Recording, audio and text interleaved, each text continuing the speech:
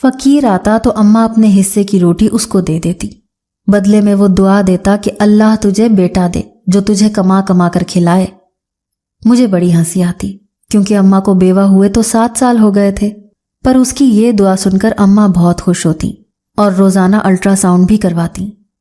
एक रात अचानक पड़ोसन की तबीयत खराब हुई तो अम्मा वहां चली गई। मैं अम्मा के बिस्तर पर लेट गई। ये मेरी सबसे बड़ी गलती थी क्योंकि अचानक अम्मा समझकर। आज फिर सुबह ही सुबह वही फकीर आकर गली में सदा लगाने लगा जो रोज इस वक्त आकर सारे मोहल्ले से मांगा करता था। मुझे इस फकीर के आने से सख्त कोफ्त होती थी क्योंकि उसके आते ही अम्मा अपने हिस्से की रोटी जाकर उसे दे आती और खुद भूखी रह लेती। पहले ही हम लोग बहुत मुश्किल से वक्त काट रहे थे। अब्बा के जाने के बाद से 2 वक्त की रोटी भी मुश्किल से नसीब होती थी और उसमें से भी अम्मा अपने हिस्से की रोटी उसे दे देती। उस फकीर का हुलिया भी मुझे अजीब ही लगता था। बड़े बड़े कड़े हाथों और गले में पहने होते और आंखों में भर भर के सुरमा डाला होता था जिससे उसकी शक्ल अजीब सी लगती थी।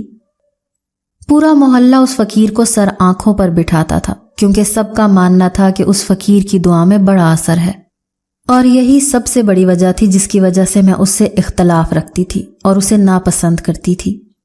जब भी अम्मा उसे अपने हिस्से की रोटी जाकर देती, वो फकीर बदले में कहता कि तुझे अल्लाह बेटा देगा जो तुझे कमा कमा कर खिलाएगा और तेरे दिन फेर देगा। मुझे इस दुआ से फकीर झूठा लगता था क्योंकि अब्बा को तो इस दुनिया से गए 7 साल हो चुके थे। मेरा नाम फरीहा है, सब मुझे प्यार से फरी कहते थे। इस सब की फहरिस्त में बस मेरे माँ बाप ही आते थे क्योंकि उनके अलावा मैंने कभी किसी को अपने आसपास भी नहीं देखा था। ना ही मेरा कोई बहन भाई था और ना ही कोई रिश्तेदार। बस मोहल्ले में ही 1-2 दोस्तें थीं जो कभी कभी फरी कह लेती थीं। जब मैंने होश संभाला और स्कूल जाना शुरू किया तो अपनी दोस्तों को उनके रिश्तेदारों के घर जाता देखकर मैं बहुत उदास होती कि मेरा कोई रिश्तेदार क्यों नहीं है। अम्मा से पूछती तो वो कहती कि मेरा कोई बहन भाई इस दुनिया में नहीं और तेरे बाप के रिश्तेदार हमसे नाराज हैं।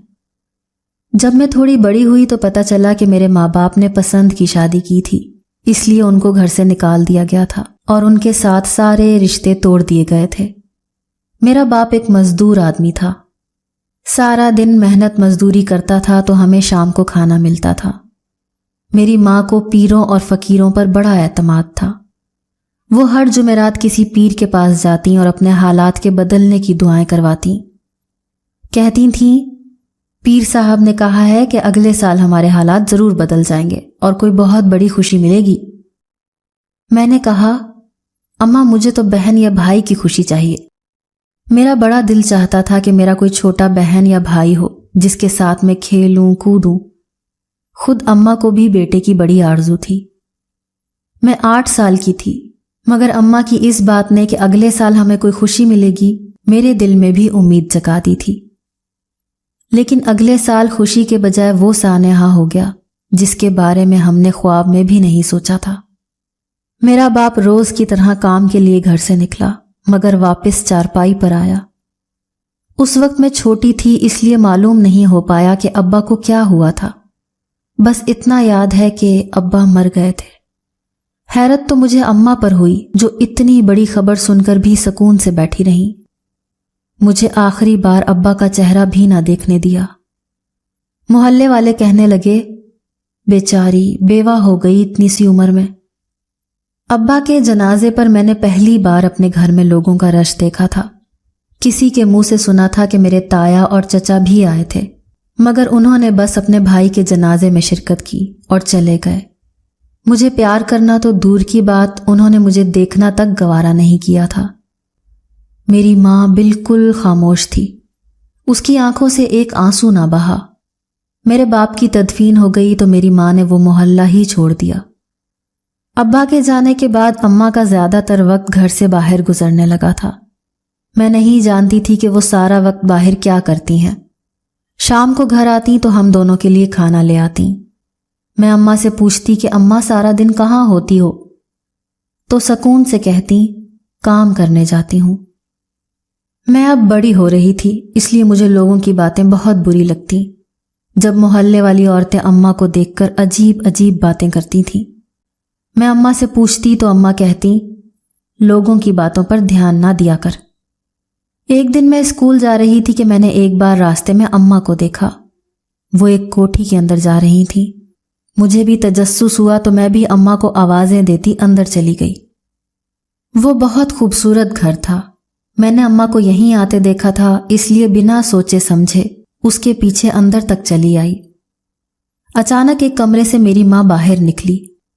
मुझे यूं उस घर में चलता फिरता देखकर उसके चेहरे की रंगत उड़ गई। जल्दी से मेरा हाथ पकड़ा और मुझे खींचते हुए घर से बाहर ले आई। मुझे गुस्से से डांटते हुए अम्मा ने कहा, तू अंदर कैसे आई? मेरा पीछा कर रही थी। मैंने रोते हुए कहा, अम्मा मैं तो स्कूल से वापस आ रही थी कि रास्ते में आपको देखा, आपको आवाज देते हुए पीछे आ गई। अम्मा ने सख्ती से कहा, खबरदार, आज के बाद तुमने अगर मुझे रास्ते में कहीं भी देख लिया तो तुम मुझे आवाज नहीं दोगी और ना ही मेरे पीछे आओगी। वो मेरा घर नहीं, मेरे मालिकों का है। मैं वहां काम करने जाती हूं। आज के बाद से मुझे तू उस रास्ते से घर जाती नजर ना आना। अपने स्कूल आने जाने का रास्ता बदल ले। मैं रोते हुए घर वापस आ गई। मैं 13 साल की हो गई थी और अम्मा अभी तक मुझे बच्ची ही समझती थी। अगले 2 सालों ने एकदम ही मेरी जिसामत बढ़ा दी। मैं 15 साल की थी मगर मेरा कद अम्मा जितना हो गया था, इसलिए मैं अब घर से बाहर कम ही निकलती थी। उस फकीर की अपनी गली में मौजूदगी मैंने ही नोटिस की थी। मैं और अम्मा बाजार से आ रहे थे जब उस फकीर ने रास्ते में कुछ खाने को मांगा। उस वक्त अम्मा के हाथ में जितने पैसे थे बस फकीर को दे दिए। बदले में उस फकीर ने अम्मा को बेटे की दुआ दी, जिसे सुनकर मैं तो हंस पड़ी मगर अम्मा तो यूं खुश हुई जैसे उन्हें दुनिया जहान की दौलत मिल गई हो। जैसे ही उस फकीर को पता चला कि बेटे की दुआ पर खुश होकर उस औरत ने पैसे दिए हैं, उसने रोज हमारी गली में आना शुरू कर दिया। आता और सदा लगाता। अम्मा भाग कर जाती और अपने हिस्से की रोटी उसको दे देती। मैं कहती, अम्मा तुम बेवा हो, अब्बा को मरे 7 दिन नहीं 7 साल गुजर गए हैं, तुम्हें बेटा कैसे हो सकता है? मगर अम्मा तो जैसे रोज इसी दुआ के इंतजार में रहती। मैंने मैट्रिक करके एक अस्पताल में नौकरी कर ली ताकि अब अम्मा को कामकाज से मना कर दूं। एक दिन अस्पताल में मैंने अम्मा को देखा। मैं हैरान हुई। उसके जाने के बाद मैंने डॉक्टर से पूछा कि ये किस लिए आई थी, तो कहने लगी, ये औरत अल्ट्रासाउंड के लिए आई थी। ये सुनकर तो मैं इंतहाई शॉक्ड हो गई। मेरा दिल चाहा अपना सर पीट लूं। अम्मा को क्या हो गया था जो इस तरह की हरकतें कर रही थी? अपना कमरा भी घर में हर वक्त बंद किए रखती, यहां तक कि मुझे भी ना आने देती। मैं कुछ कहती तो अम्मा उल्टा मुझे डांट देती। फकीर के आने पर भागी भागी जाती। बेटे की दुआ पर यूं खुश होती जैसे वाकई में उनको मिल जाना हो। और अब अस्पताल अल्ट्रासाउंड करवाने आने का क्या मतलब था? एक सोच मेरे जहन में आई कि कहीं अम्मा सच में तो। मैंने जल्दी से लाहौल पढ़ी कि ऐसा भला कैसे हो सकता है। बेटा तो तभी पैदा होगा ना जब अम्मा ने शादी की हो। अगर अम्मा चाहती तो शादी कर सकती थी। मैंने कौन सा कोई मना किया था जो उन्हें छुप कर शादी करनी पड़ती। लेकिन रोज ही अम्मा अल्ट्रासाउंड करवाने आ जाती। मैं तो शर्मिंदगी के मारे किसी को बताती भी नहीं थी कि ये मेरी माँ है। मेरी समझ में बिल्कुल नहीं आ रहा था कि अम्मा क्या चाहती हैं, क्यों ये सब करके अपना मजाक बनवा रही हैं। डॉक्टर्स भी हंसती थीं कि अजीब औरत है, रोज अल्ट्रासाउंड करवाने आ जाती है। मैंने सोचा कि अम्मा से साफ और सीधी बात करनी पड़ेगी, इस तरह तो अपना तमाशा बनवा रही हैं वो। मैंने घर जाकर अम्मा के कमरे के दरवाजे पर दस्तक दी और कहा, अम्मा मुझे तुमसे बात करनी है। अम्मा ने बजाय दरवाज़ा खोलने के अंदर से ही आवाज़ दी कि अभी कमरे में जाकर लेट जाओ, शाम हो रही है, सुबह बात करेंगे। मैंने कहा, अम्मा दरवाज़ा तो खोलो, सिर्फ 2 मिनट की बात है। अम्मा ने दरवाजे से सर निकालते हुए पूछा, हाँ बोलो क्या बात करनी है? मैंने कहा, अम्मा क्या कमरे में कोई है? पता नहीं इस सवाल पर अम्मा घबरा गई थी या मुझे लगा कि वो घबरा गई हैं। कहने लगी, नहीं कमरे में तो किसने होना है, तुम आओ अंदर आकर बात करो। मैं अम्मा के कमरे में चली गई। हर तरफ नजर दौड़ाई मगर मुझे कोई नजर ना आया। मुतमईन होकर मैंने पूछा, अम्मा रोज फकीर जब बेटे की दुआ देता है तो तुम उसे बताती क्यों नहीं कि तुम बेवा हो? अम्मा चंद सानियों को खामोश रही, फिर कहने लगी, वो बेचारा दुआ देता है, देने दो, तुम्हारा क्या जाता है? मैंने अगला सवाल किया, अम्मा कमरे में मुझे क्यों नहीं आने देती? अम्मा ने कहा, अभी तुम आकर मेरे कमरे में बैठी नहीं हो, मैंने तुम्हें कब मना किया? अम्मा के पास जैसे हर सवाल का जवाब था। अब की बार जो मैंने सवाल पूछा, मुझे यकीन था अम्मा के पास इस सवाल का जवाब नहीं होगा। मैंने कहा, अम्मा मुझे ये बताओ कि तुम रोज अस्पताल अल्ट्रासाउंड क्यों करवाने जाती हो? मेरा ये वाला सवाल सुनकर अम्मा वाकई हैरान रह गई थी। उन्हें मालूम नहीं था कि मैं उसी अस्पताल में एक डॉक्टर की पर्चियां लिखती थी। इससे पहले कि अम्मा इस सवाल का जवाब देती, बैरूनी दरवाजे पर दस्तक हुई तो अम्मा की इस सवाल से बचत हो गई, क्योंकि पड़ोसन आ गई थी। अब घंटा तो उसी ने ले लेना था। मैंने सोचा कल पूछूंगी कि अम्मा अल्ट्रासाउंड करवाने क्यों जाती हैं रोजाना। अगले दिन रात के 10 बज रहे थे। दरवाजे पर दस्तक हुई। रात के वक्त दरवाजे पर मुझे जाना मना था, अम्मा ही दरवाजा खोलती थी। अभी भी अम्मा ही दरवाजे पर गईं। सामने पड़ोसियों का बच्चा था। अम्मा का हाथ पकड़कर कहने लगा, खाला अम्मा की तबीयत बहुत खराब हो गई है, आपको बुला रही हैं। अम्मा की वो पक्की सहेली थी, इसलिए जल्दी से दरवाजे से ही उसके साथ चली गई। जाते जाते कह गई, अपने कमरे में चली जाओ और दरवाजा बंद कर लेना। मैं न जाने क्यों अपने कमरे में जाने के बजाय अम्मा के कमरे की तरफ आ गई और अम्मा के बिस्तर पर लेट गई। और यही मेरी सबसे बड़ी गलती थी। मुझे ऐसा नहीं करना चाहिए था, क्योंकि अम्मा समझकर किसी ने अचानक अम्मा का नाम लेकर मुझ पर से कंबल हटाया था। मेरी चीख निकल गई। कमरे में मुकम्मल अंधेरा था। मैंने जल्दी से उठकर कमरे से बाहर दौड़ लगा दी। मेरी सांस बुरी तरह खराब हो रही थी। मुझे समझ नहीं आ रहा था कि अभी ये मेरे साथ क्या हुआ था। किसी ने अम्मा के धोखे में मुझ पर से कंबल पीछे किया और अम्मा का नाम लिया था। मैं डर कर दरवाजा खोलकर बाहर निकली ही थी कि सामने अम्मा से टकराव हो गया। वो मुझे इस तरह घबराए हुए अंदाज में देखकर परेशान हो गई। कहने लगी, क्या हुआ? मैंने सारी तफसील बताई। अम्मा ने सारी बात सुनने के बाद मुझे कहा, फरी तुझे गलत फहमी हो रही है, कमरे में कोई नहीं है। मैंने कहा, नहीं अम्मा, कमरे में कोई था, मैंने खुद किसी की आवाज सुनी थी। अम्मा अपने कमरे में गईं और 1 मिनट बाद ही मुझे आवाज देकर कहा, आ देख ले, कोई नहीं है यहां। मैं डरते डरते अम्मा के कमरे में दाखिल हुई तो वाकई कमरे में कोई नहीं था। अम्मा ने कहा, बस देख लिया, कहा भी था कि कोई नहीं यहां, तुम्हारा वहम है। मेरा जहन किसी तौर पर थोड़ी देर पहले हुए वाक़े को वहम मानने पर तैयार नहीं था। मेरे साथ वो सब कुछ हकीकत में बीता था। मैंने सोचा अम्मा को बताने का कोई फायदा नहीं। मैं अपने कमरे में आकर सोचने लगी कि अम्मा के कमरे में जिन भूत तो नहीं, क्योंकि मुझे बड़े अरसे से किसी की मौजूदगी महसूस हो रही थी। मैं अब रोज सुबह 7 बजे घर से निकलती और रात के 7 बजे आती थी। अम्मा को मैंने कह दिया था कि अब तुम नौकरी नहीं करोगी, इसीलिए वो घर पर रहती थी। मैं अस्पताल जाने के लिए गाड़ी में बैठी तो मोहल्ले की एक और लड़की मिल गई। मुझे कहने लगी, तुम्हें कुछ खबर भी है कि तुम्हारे घर में क्या चल रहा है? मैंने चौंक कर पूछा, क्या मतलब है इस बात का, क्या चल रहा है मेरे घर में? वो कहने लगी, देखो बुरा मत मानना, मेरा मकसद तुम्हें सिर्फ सच्चाई से आगाह करना है। पूरा मोहल्ला तुम्हारी अम्मी को लेकर बातें बना रहा है। मैंने बेचैनी से पूछा, कैसी बातें? वो कहने लगी, यही कि तुम्हारी माँ ने शादी कर ली है छुपकर। ये सुनकर मैं साकत रह गई। अब मैं उसे क्या बताती कि कल रात के बाद से तो मेरे जहन में भी यही शकूक व शुबहात हैं।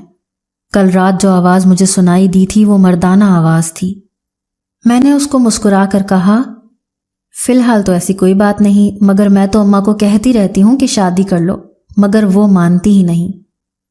उस लड़की की तो जैसे तैसे तसल्ली करवा दी, मगर अंदर ही अंदर मैं बुरी तरह उलझ कर रह गई थी। मोहल्ले वालों की जुबानें आप कैसे पकड़ सकते हैं? वो तो बातें कर देते हैं, चाहे बात कोई ना भी हो, वो बात का बतंगड़ बना देते हैं। मैंने कहा, अम्मा अब की बार मैं कुछ ऐसा करूंगी कि तुम्हें सच बताना पड़ेगा। अगले रोज अम्मा उस फकीर की सदा पर रोटी देने बाहर निकली तो मैंने भी उनकी गुफ्तगू सुनने के लिए कान लगा दिए। अम्मा उस फकीर से कह रही थी, बाबा जी अभी तक बेटे की खबर नहीं मिली। वो ढोंगी बाबा कहने लगा, मिल जाएगी बच्चा, मिल जाएगी, आज ही टेस्ट करवा, मिल जाएगी। अम्मा उसकी बात सुनकर बहुत खुश हुई। असल में मैंने ही उस फकीर को कहा था कि मेरी माँ से ये कहे।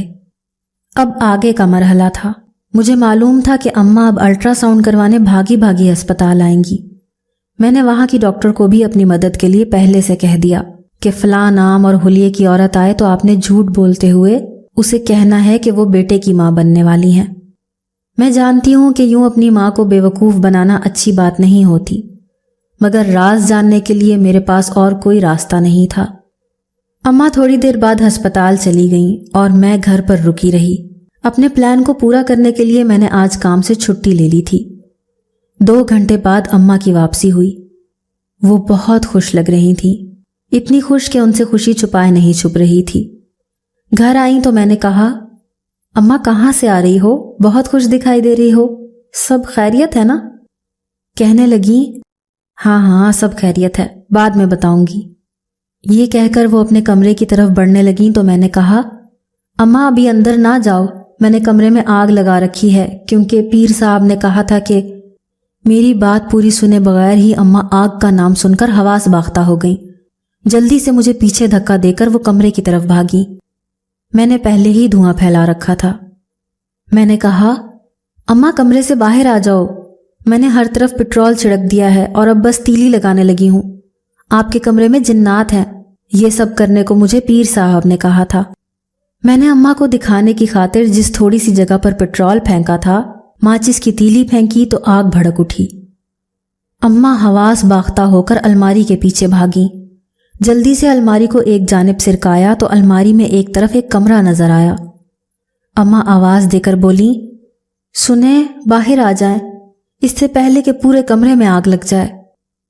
मैंने फातिहाना अंदाज में खुद को दाद दी कि देखा कैसे रंगे हाथों पकड़ा मैंने अपनी माँ को। लेकिन अलमारी से बाहर निकलते आदमी को देखकर मैं सुन रह गई। मेरे सर पर गोया कयामत टूट पड़ी। मेरे मुंह से बेइख्तियार निकला, अब्बा आप? अलमारी के पीछे खुफिया कमरे से निकलने वाला कोई और नहीं, मेरा बाप था। इसी दौरान अम्मा तेजी से बाहर भागी और बाल्टी भरकर पानी फेंककर वो थोड़ी सी आग बुझा दी। लेकिन अब असल आग तो मेरे अंदर जल चुकी थी। 7 सालों बाद अब्बा को यूं सामने देखा, और वो भी इस किस्म की सूरत हाल में, मेरे लिए बहुत गैर यकीनी था। मुझे अपनी आंखों पर यकीन नहीं आ रहा था कि वाकई वही शख्स मेरे सामने खड़ा है जिसको मरे 7 साल हो चुके हैं। मुझे यूं गुमसुम से अंदाज में खड़े देखकर अम्मा आगे बढ़ाई और बोली, मैं जानती हूं कि हमने तुझे धोखा दिया है, तुझसे बहुत कुछ छुपाया है। मैं शर्मिंदा हूं कि सच इस तरह सामने आ गया, वरना मैं तुझे बताने ही वाली थी। हुआ कुछ यूं कि मैंने और तेरे अब्बा ने पसंद की शादी की थी। हम दोनों एक दूसरे को पसंद करते थे और हमारे घर वाले हमारी शादी कहीं और करवाना चाहते थे। तुम्हारे बाप के घर वाले काफ़ी अमीर थे, इसलिए उन्हें एक छोटे घर की बहू मंजूर नहीं थी। तुम्हारे दादा ने हमें कबूल करने से इनकार कर दिया। इसीलिए सब कुछ छोड़ छाड़ कर हम लोग एक नई जिंदगी का आगाज करने शहर आ गए। तुम्हारा बाप बाद में कई बार अपने बाप को मनाने जाता रहा, मगर वो बहुत सख्त दिल थे, ना माने। इसमें बड़ी वजह तुम्हारे चचा और ताया का रवैया था। वो चाहते ही नहीं थे कि मैं और मेरा शौहर उस हवेली में रहें। हमें बेदखल करवाने के लिए वो अपने बाप के कान भरते रहते थे कि कभी इनको माफ ना करना। तुम्हारे बाप के खानदान का एक अजीब रिवाज था कि जायदाद में सिर्फ लड़के को ही हिस्सेदार बनाया जाता था। तुम्हारे ताया की 2 लड़कियां थीं और चचा की भी एक बेटी थी। बेटा किसी का नहीं था। कई साल गुजर गए। आखिर तुम्हारे दादा का दिल नरम हुआ और उन्होंने तुम्हारे बाप को कहा, बेटा पैदा करके और मेरा पोता लेकर आ, मैं उस दिन तुझे माफ कर दूंगा। ये खबर दूसरों के लिए अच्छी साबित नहीं हुई थी, क्योंकि इस तरह आधी से ज्यादा जायदाद तुम्हारे बाप के पास चली जाती। अम्मा यहां तक कहानी सुनाकर चुप हुई और अब्बा को कहा, आगे आप बताइए क्या हुआ। अब्बा कहने लगे, मेरे भाइयों को यह गवारा ना हुआ कि कहीं मैं बेटा पैदा करके अब्बा की माफी और आधी जायदाद ना ले उड़ूं। इसलिए उन्होंने मेरे खिलाफ साजिशें शुरू कर दी।